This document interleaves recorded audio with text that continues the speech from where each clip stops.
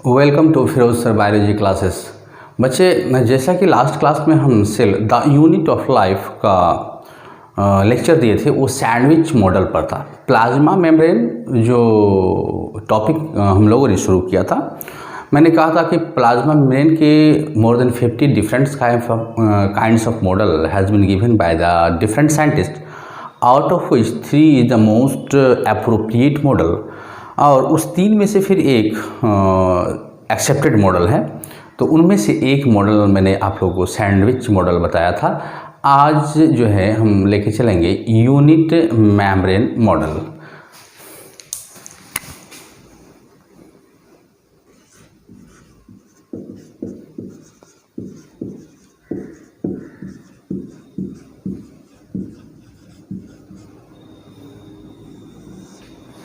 ये unit membrane model, जैसे कि सैंडविच मॉडल जो है डेनियली एंड डैप्सन के द्वारा डिस्कवर किया गया था, उसी प्रकार से ये यूनिट मेम्ब्रेन मॉडल एक साइंटिस्ट ने डिस्कवर किया था। उस साइंटिस्ट का नाम है रॉबर्टसन। तो this unit membrane model has been given by Robertson. Short में लिखते बच्चे, आप खुद बना सकते हैं। Given by Robertson. According to him, इनके अनुसार, चूँकि ये मॉडल सैंडविच मॉडल के बाद आया है, तो सैंडविच मॉडल जो कारणों से रिजेक्ट हुआ था, उस कारण को ध्यान में रखते हुए इस मॉडल को बनाना चाहिए था, है ना। लेकिन रॉबर्टसन ने कुछ बातों में तब्दील किया, कुछ बातें तो बदला, लेकिन वो बात अभी स्टिल इस मॉडल तक भी अप्रोप्रिएट नहीं था। या दूसरे शब्दों में हम कह सकते हैं कि प्लाज्मा मेम्ब्रेन की जो प्रॉपर्टी होते हैं उसको वो डिफाइन नहीं कर रहा था, एक्सप्लेन नहीं कर रहा था। हालांकि इस मॉडल को भी जो है रिजेक्ट कर दिया गया था, है ना। लेकिन इस मॉडल में क्या कहा इन्होंने, इनको देखते हैं। सबसे पहली बात कि इन्होंने जो कहा वो सैंडविच मॉडल की तरह 100% सही नहीं था, क्योंकि आपको मैंने सैंडविच मॉडल में कहा था कि उन्होंने जितनी भी बातें कही प्लाज्मा मेम्ब्रेन के संबंध में सब करेक्ट था, बट वो सारी बातें में और भी कुछ बातें जोड़ना था, क्योंकि प्लाज्मा मेम्ब्रेन की सारी प्रॉपर्टी को उतनी बातें एक्सप्लेन नहीं कर रहा था। यहाँ पर रॉबर्टसन ने डैनियली एंड डैप्सन के द्वारा जो बातें कही गई है उनको भी लिया और अपनी तरफ से क्या जोड़ा, इसको देखते हैं। तो ये रॉबर्टसन ने क्या कहा, आइए हम इसको देखते हैं। डैनियली एंड डैप्सन ने जैसा कहा था कि plasma membrane is made up of lipid and protein, इन्होंने भी कहा वही कि it is made up of lipid and protein, जो कॉमन बातें थी दोनों में। तो दूसरी बात, made up of protein and lipid. Okay बच्चे, डैनियली एंड डैप्सन ने कहा था कि जो प्रोटीन प्रेजेंट होते हैं प्लाज्मा मेम्ब्रेन में वो अल्फा ग्लोब्यूलर होते हैं, बट यहाँ एक डिफरेंस था कि इस रॉबर्टसन ने कहा कि ये जो प्रोटीन होते हैं वो बीटा फाइब्रस प्रोटीन होते हैं। हालांकि प्रोटीन होते हैं, ये बातें तो कॉमन थी, बट उन्होंने कहा अल्फा ग्लोब्यूलर प्रोटीन था और इन्होंने कहा ये बीटा फाइब्रस प्रोटीन है। This is the difference. इस बात को याद रखना आपके लिए जरूरी है।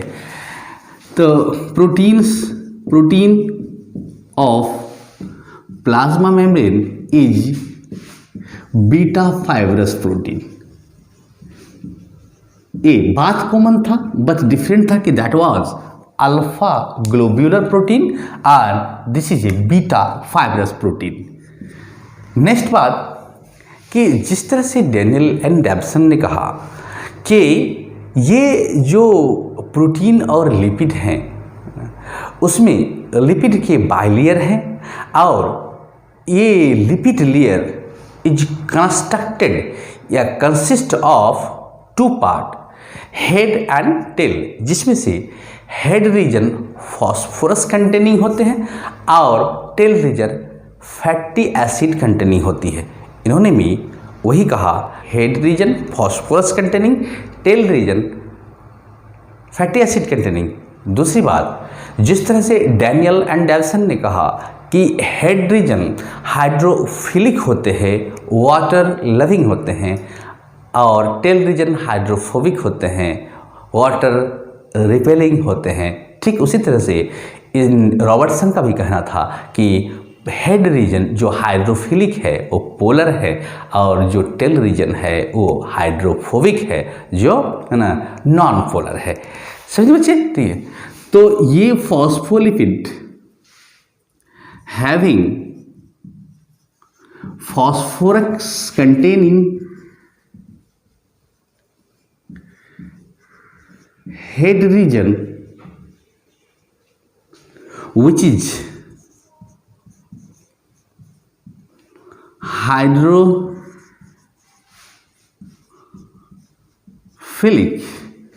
मतलब ये पोलर होएगा, and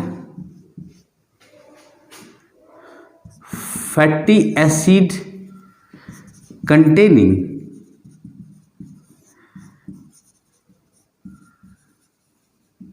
tail region which is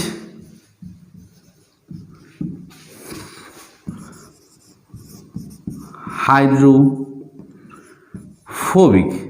और इसी नेचर को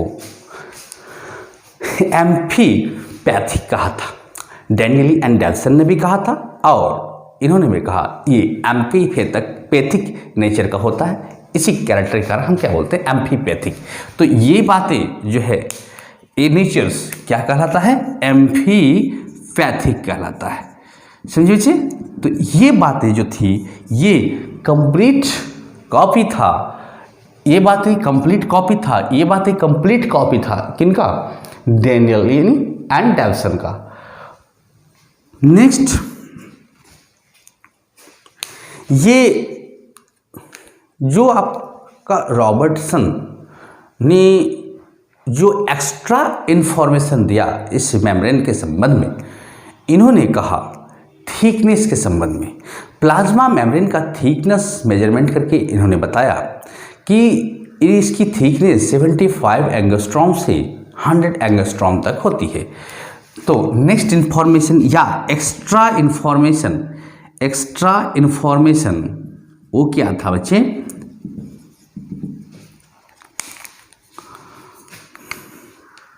thickness of plasma membrane is 75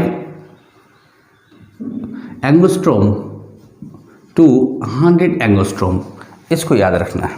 दूसरी बात कि डैनियल एंड डेविसन की तरह इन्होंने भी कहा कि अरेंजमेंट जो फॉस्फोलिपिड का है वो वैसा ही होगा जैसा डैनियल एंड डेविसन ने बताया है कि उसके टेल रीजन एक दूसरे को फेस करेंगे और हेड रीजन अपार्ट रहेगा एक दूसरे से। तो ये भी बातें बिल्कुल समान था, सेम था, है ना। तो क्या कहा उन्होंने, कहा the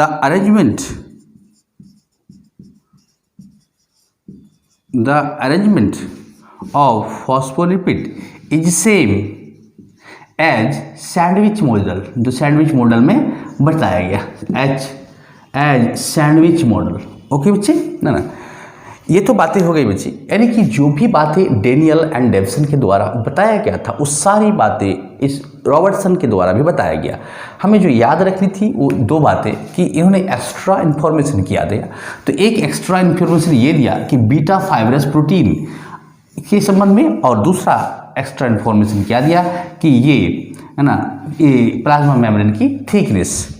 on the other hand अगर हम स्ट्रक्चर पर ध्यान देंगे कि यूनिट मेम्ब्रेन का स्ट्रक्चर क्या होगा, तो बिल्कुल उसी तरह से जैसा कि डैनियल एंड डेविसन ने बताया था कि ये जो है हेड रीजन एक दूसरे से अपार्ट होंगे और टेल रीजन जो होंगे वो क्या होएगा, एक दूसरे को फेस करेगा, जिनमें से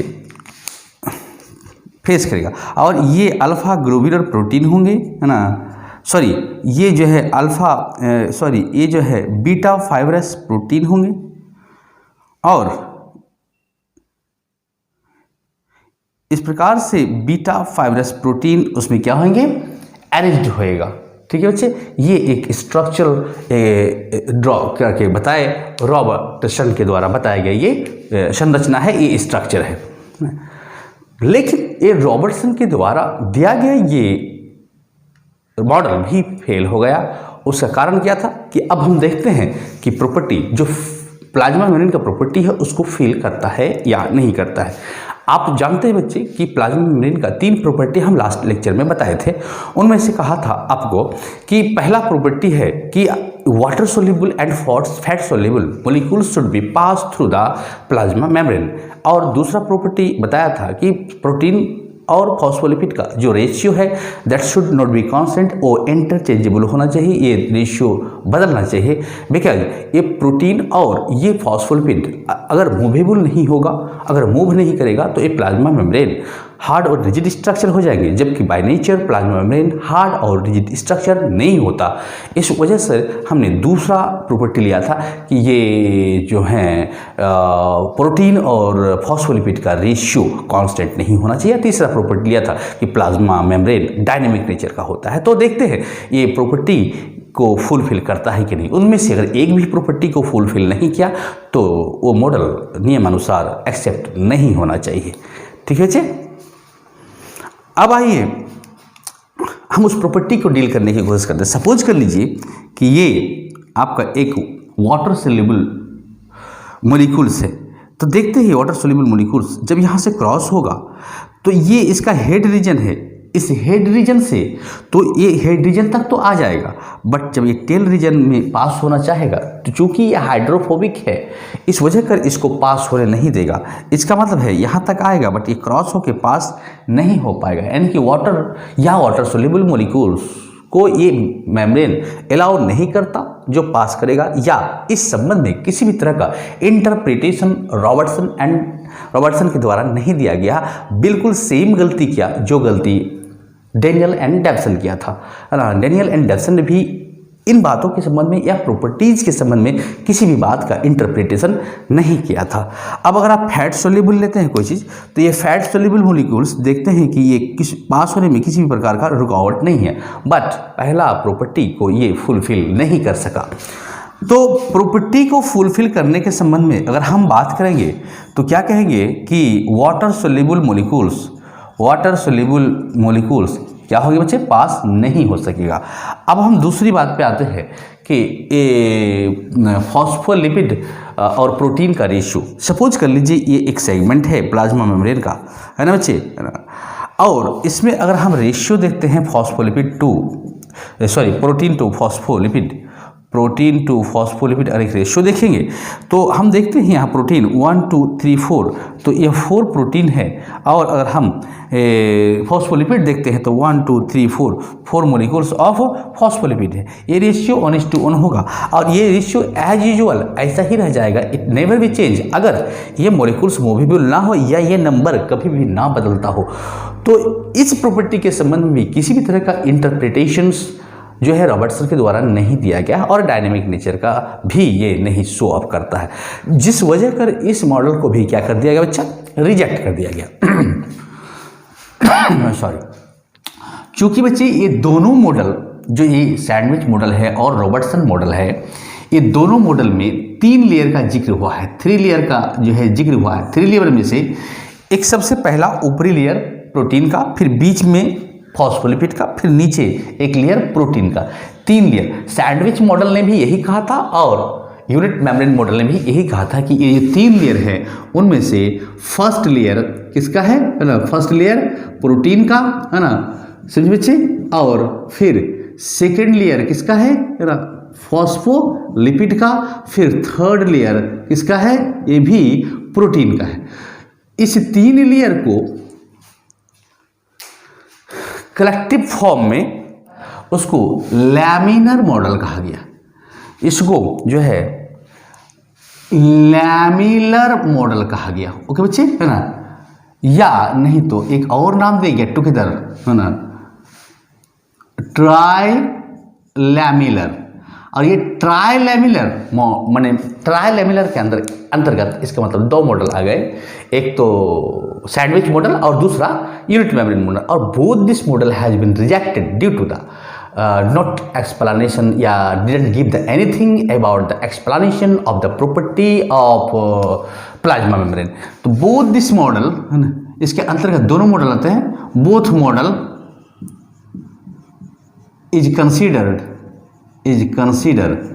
किसके अंतर्गत, ट्राइलेमिनर के मॉडल के। और ये दोनों मॉडल को हैज बीन रिजेक्टेड, इसको याद रखेंगे अच्छी, ये दोनों मॉडल को रिजेक्ट कर दिया गया है ना। अब हम आते हैं तीसरा मॉडल जिसको हम फ्लूइड मोज़ैक मॉडल कहते हैं। बच्चे ये fluid mosaic model is the most accepted model, और अभी भी जो हम जिस मॉडल को पढ़ते हैं वो फ्लूइड मोज़ैक मॉडल ही है, और दुनिया में सबसे मोस्ट एक्सेप्टेड मॉडल अभी तक चल रहा है। और ये फ्लूइड मोज़ैक मॉडल को देने वाले जो साइंटिस्ट है उसको हम सिंगर एंड निकोलसन के नाम से जानते हैं।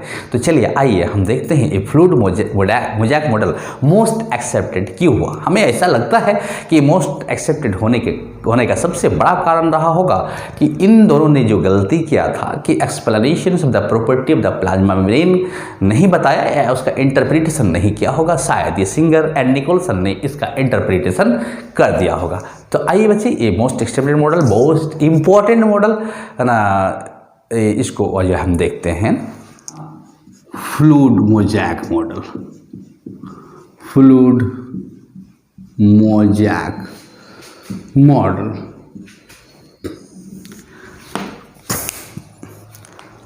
ये फ्लूइड मोज़ैक मॉडल, जैसा कि मैंने कहा कि ये सिंगर और निकोलसन के द्वारा दिया गया मॉडल है।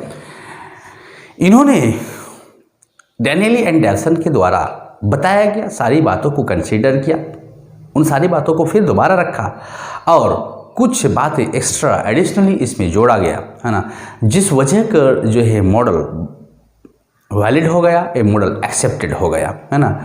जैसा कि डैनियली एंड डेल्सन का मॉडल था या सैंडविच मॉडल था, उस मॉडल में कहा गया था कि ये प्रोटीन और लिपिड का बना हुआ था। ऐसा ही सिंगर एंड निकोलसन ने भी कहा। जैसा कि उन्होंने कहा था कि प्रोटीन और लिपिड जो है, जिसमें लिपिड बाइलेयर होंगे और प्रोटीन जो हैं वो आपका अल्फ़ा ग्लोब्यूलर होंगे। इन्होंने भी कहा कि प्रोटीन जो है अल्फ़ा ग्लोब्यूलर होंगे, नॉट बीटा फाइब्रस। ये बीटा फाइब्रस नहीं होगा। इस बात को जो है रिजेक्ट किया गया, जो आपका रॉबर्टसन के द्वारा कहा गया था। और भी बातें जो सैंडविच मॉडल में कहा गया था कि ये जो लेयर हैं, इसमें फॉस्फोबाइलिपिड के लेयर में दो रीजन पाए जाएंगे, जिसमें से हेड रीजन होगा जिसको हम हाइड्रोफिलिक कहेंगे, और फिर टेल रीजन होगा जिसको हम हाइड्रोफोबिक कहेंगे, और जिस नेचर को हम एम्फीपैथिक के नाम से जानते हैं। सिंगर एंड निकोलसन ने भी कहा कि ये जो होते हैं प्लाज्मा मेम्ब्रेन वो एम्फीपैथिक होते हैं।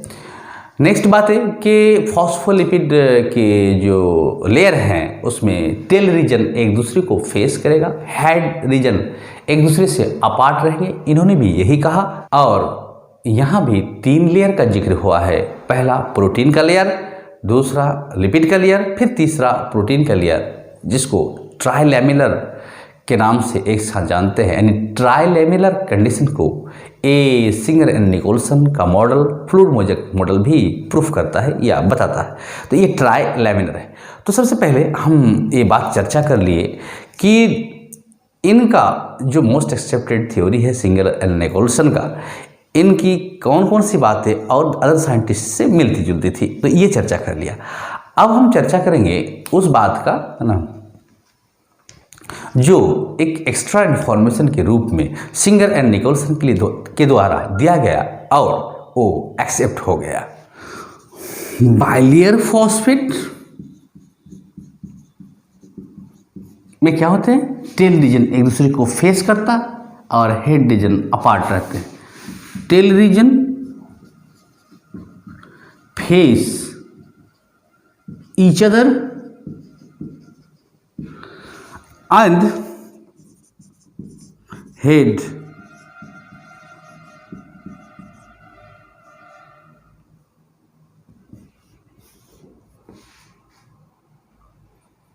tail region face each other and head region apart। Okay बच्चे, एक दूसरे से हेड रीजन क्या होते हैं, दूर रहते हैं। और ये जो टेल रीजन है या दोनों लेयर हैं, ये वैन डर वाल्स फोर्स के द्वारा अटैच्ड होते हैं। Van der Waals force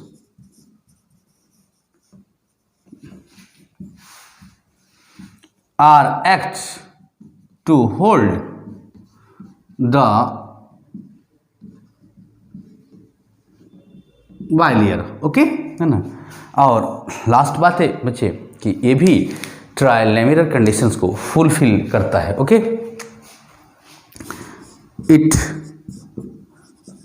also shows ट्राइलेमिनर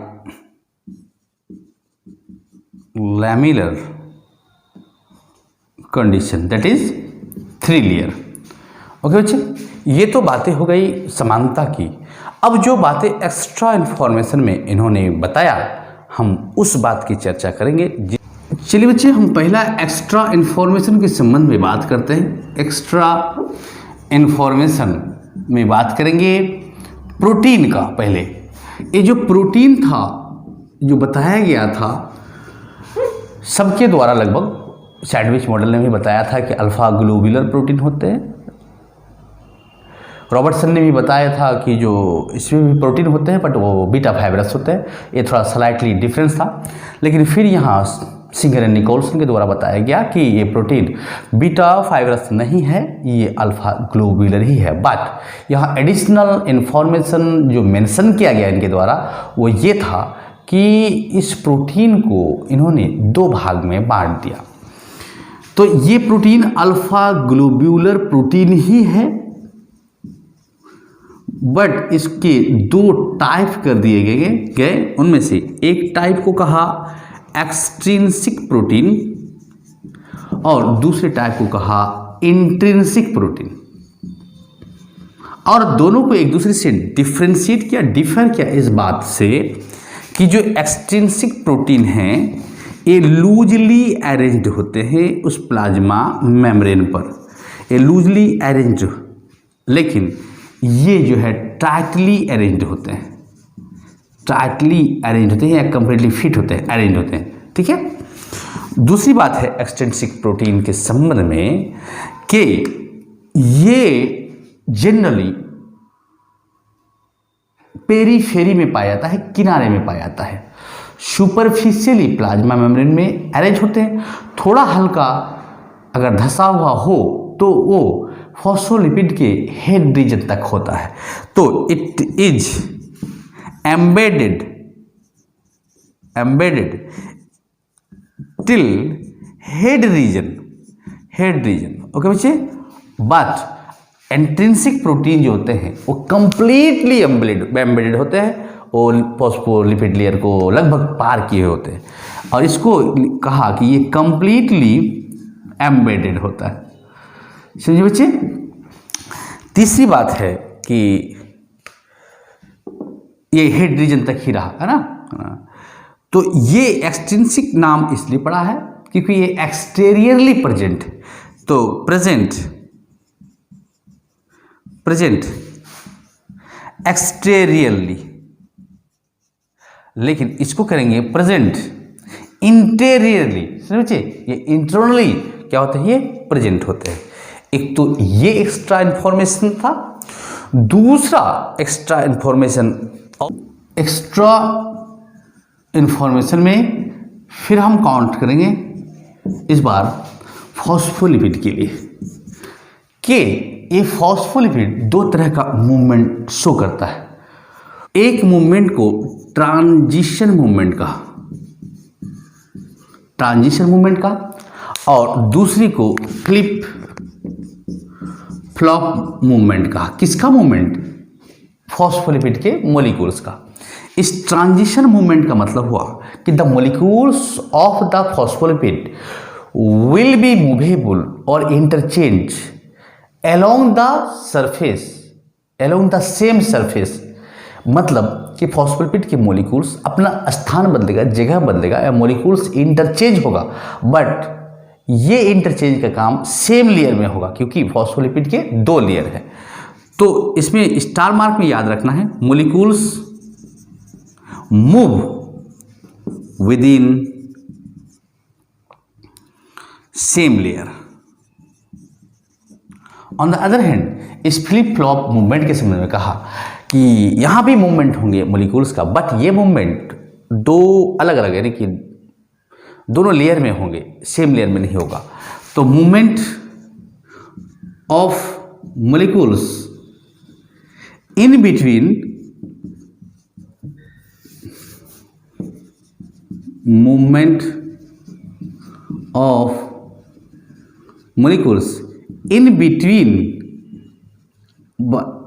phospholipid layer, समझिए ये बहुत बड़ा बात बता दिया गया इनके द्वारा, जो फॉस्फोलिपिड और प्रोटीन के रेशियो का एक बहुत बड़ा इंटरप्रिटेशन कि यहाँ मूवमेंट शो करते हैं फॉस्फोलिपिड के मॉलिक्यूल्स, और ये मूवमेंट में 2 तरह का मूवमेंट बताया गया, एक ऐसा मूवमेंट जो सेम लेयर में हो, एक ऐसा मूवमेंट जो 2 डिफरेंट लेयर में हो। इस प्लाज्मा मेम्ब्रेन का जो ये मॉडल है, जिसको हम फ्लूइड मोज़ेक मॉडल कहते हैं, जो सिंगर एंड निकोलसन के द्वारा दिया गया था, इसमें और भी बहुत सारी बातें हैं बच्चे, है ना, उसको बताना होगा और तब जाकर ये एक्सेप्ट कैसे हुआ उसको हम बताना है। चूँकि वीडियो लंबा हो रहा है इसीलिए हम इसको सेकेंड पार्ट में फिर जारी करेंगे, प्लाज्मा मेम्ब्रेन का सेकेंड पार्ट में इसको जारी करेंगे, है ना। तब तक के लिए थैंक यू।